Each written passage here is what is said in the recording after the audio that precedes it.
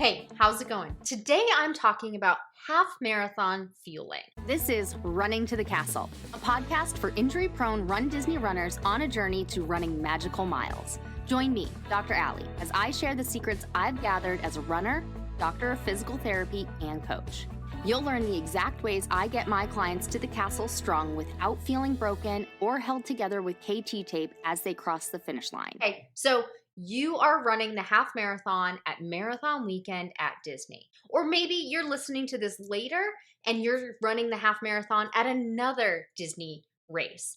So I'm going to talk about specific things related to Disney races, like I always do, because those are the races I typically run, and the clients that I help, they are running those as well. When I'm talking about this half marathon, I'm going to talk about it for somebody who's running a 3-hour half marathon. And that is going to dictate how many carbs you have, when you need to stop. So laying it all out for you based on a 3-hour half marathon. I am looking at the half marathon map for 2025 half marathon at Marathon Weekend at Disney. This half marathon has 9 water stops, 1 food stop, and 6 medical stops on the course. So with 1 food stop, they typically have bananas. Maybe they'll have sport beans, but we don't really for sure ever know until somebody has gone through that race that day. So let's plan for bananas, okay? Water stops. Most of the water stops have Powerade. I will be honest. I do stop at every water stop. Sometimes I think I may have missed if they actually have Powerade at that one, just based on when I look down, when I look over. But I also don't like yellow Powerade. I like blue Powerade. So if it's going to be yellow or even purple, I may just have blacked that out because I know I don't want it. So let's assume that all the water stops have water and some have Powerade. Okay. So here's some fueling guidelines for your 3-hour half marathon. So for any race, any long run, you want 60 to 90 grams of carbs per hour you're out there on the course. So for a 3-hour half marathon, you want between 180 and 270 grams of carbs throughout the course of the race. So what does that look like in food, in hydration? So what you bring with you will be based on what you've practiced with and what your stomach can tolerate. I personally don't like goos, gels, and chews. I'd rather have real food and candy. So I like gummy bears, I like liquid IV, I like bananas, I like applesauce, Powerade, Gatorade, flat soda. I actually haven't raced with flat soda. It just came about in my mind again a couple of months ago, and I haven't raced during that time yet. But my husband did triathlons, and doing the half Ironman triathlons, they had flat Coke on the course for him. And so that's when I was first introduced to it about 10 years ago. And I forgot about it until recently. So you could do that as well. You would have to bring your own flat soda, but you could do that. So what are we looking for in terms of what we should be eating and when should we be eating it or when should we be drinking it? So you want carbs. So you want the 60 to 90 grams per carb per hour that you're out there, and you'll be out there for 3 hours. But you also need hydration that has electrolytes, salt, things like that in it, plus carbs. So what are you practicing with? I practice with liquid IV or Gatorade. So those are my preferences for beverages. But I also eat things that have salt. So I eat things like pretzels, Sometimes I'll even have potato chips, not too many of them because they can be greasy, but something that has some salt, or tortilla chips. Those have more carbs than they do fat, and they have salt on them. Heck, you can also just take a salt packet and pour it in your water if you're, really, really looking for it. I know people that use pickle juice. So what have you practiced with? That is where you're going to know what to eat. Now you need to know how much of it and when to eat it. So looking at this, let's say you use honey stinger waffles because those are super common. One honey stinger waffle has 21 grams of carbs. Okay, so if you need 270 of those, you're going to need 11 of those. Okay, so did I do my math right? 21. You could need up to 11 because you want, sorry, I'm doing math here. You want between 180 and 270 grams of carbs. So if they have 21 grams in each, you want to hit the money between those numbers, 180 and 270. So I recommend fueling based on time, not miles. And here's why.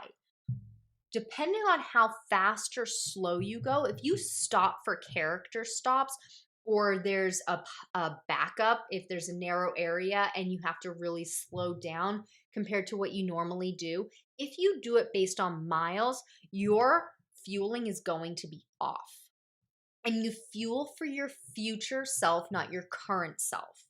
So you want to schedule in when you're going to fuel and not just do it based on how you feel. If you're already thirsty, you're dehydrated. Once you're thirsty, you're already dehydrated. If you're hungry, you've already missed your mark.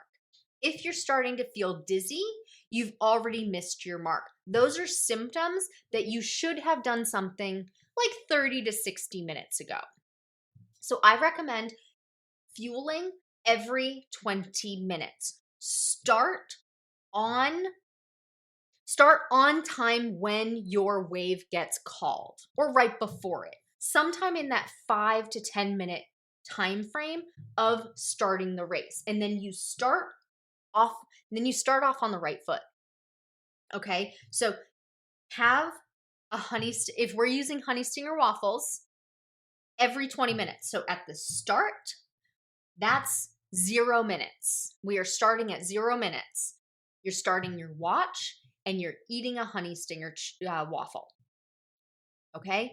And then every 20 minutes from there, have another honey stinger waffle. And I like using honey stinger waffle as an example because they're so popular, but they have 21 grams of carbs. And your minimum is going to be 20 grams every 20 minutes. So that's a good way to look at it. Or I like to use gummy bears. Per packet of Black Forest gummy bears is 11 grams of carbs. So if I'm doing solely gummy bears, I'm eating 2 packets every 20 minutes. It's a lot of food. So do hydration with carbs in addition to what you're eating. And I like to do every 20 minutes also because then I'm not shoveling 90 grams of carbs or 60 grams of carbs in my mouth all at once. Because can you imagine doing 3 honey stinger waffles all at once? Holy moly, that sounds like a lot. But if you do one every 20 minutes, now it might take you 20 minutes to eat them as you get going, as you are nearing the finish. Well, then you are constantly eating. But that's what it takes to fuel enough to be strong enough to cross the finish line. Because when you're on race day and you're not crossing the finish line, if all of your strength training went well, if all of your endurance training went well, if you really do have the stamina, but you bonk on race day and everything else when according to plan, it's not too hot, you're feeling pretty good. It's a fueling issue. So we want to make sure that doesn't happen because there's really not much you can do in the moment except for eat and drink. So every 20 minutes, so that means if you're doing a 3-hour half marathon, you're at like a 14:30 pace or so. So if you're eating every 20 minutes, you can't do it based on mile markers because you will hit mile marker 1 after 14 minutes, and then you'll hit mile marker 2 after 28 minutes. And so 1 mile is too soon, 2 miles is too late. So doing it on a timer, and if you use an Apple Watch, you can set it so that every 20 minutes it alerts you and you get a reminder to go ahead and eat something. Or you can just set a timer, not even in the fitness app, but just the timer itself. So every 20 minutes you're eating and consuming something. And then through every water station and every food station, walk it. Walk when you have to eat, just briefly. No need to have to shovel food in your mouth while you're running, especially if you do run walk intervals. Choose the walk interval portion for when you are eating and drinking something. Walk through all of the hydration stations. The amount of time it will take you to walk and consume your beverage is negligible when it comes to end race pace. Okay, so walk through all of those. Walk when you have to eat, walk when you have to hydrate, and stop at every station. Bring a handheld or bring a vest and ask them to fill it. I took off the cap of my water bottle and I asked them to fill it. I started filling with cups of water one time and they're like, "Oh, no, no." And they just poured their water directly into it instead of a cup. So you can ask them to do that. Okay, that's my recommendation for half marathon fueling. Every 20 minutes, find what you like and stick with it. Practice with it ahead of time. Let me know what you thought of this episode. Hey, can I ask a quick favor? If you're enjoying this podcast, would you take 20 seconds to leave a rating and review? Leaving a rating and a review helps other runners find this podcast because the platform you're listening to this on will start suggesting it to runners like you. All it takes is 20 seconds. Thank you so much for supporting this podcast. As always, thanks so much for listening. That's all for now. Talk to you soon.